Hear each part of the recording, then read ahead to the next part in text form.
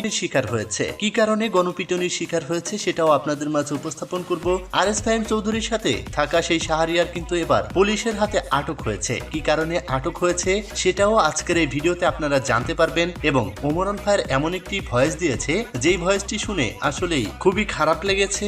কেন তিনি এই ভয়েসটি দিল সেটাও আপনাদের মাঝে উপস্থাপন করা হবে। তাহলে চলুন বেশি কথা না বাড়িয়ে আজকের ভিডিও শুরু করা যাক। প্রিয় দর্শক, আমরা প্রথমেই কথা বলবো হচ্ছে থটস অফ বিল্লাল এবং ওমরান ভাইয়ারকে নিয়ে। গাইস, ওমরান ভাইয়ার তার নতুন ভিডিও আপলোড দেওয়ার পরে অনেকেই ওমরান ভাইয়ারকে হেট করা শুরু করে দিয়েছে। কারণ কি বলুন তো? কারণ হচ্ছে ওমরান ভাইয়ারের নতুন ভিডিওতে থটস অফ বিল্লালকে রোস্ট করা হয়েছিল। তো এখানে একটা শিক্ষণীয় মাইন্ডে রোস্টটা করা হয়েছিল। অনেকে এটা বোঝেনি। এখানে থটস অফ বিল্লালকে যে রোস্ট করা হয়েছে, কেন রোস্ট করা হয়েছে জানেন? থটস অফ বিল্লাল মাত্র একদিনের জন্য অডিয়েন্সের কাছে 10,000 টাকা চেয়েছিল। 24 ঘন্টার জন্য 10,000 টাকা পেমেন্ট নিব। সো ওয়ান ডেজ আমার সাথে ঘুরতে পারবে, টাইম স্পেন্ড করতে পারবে।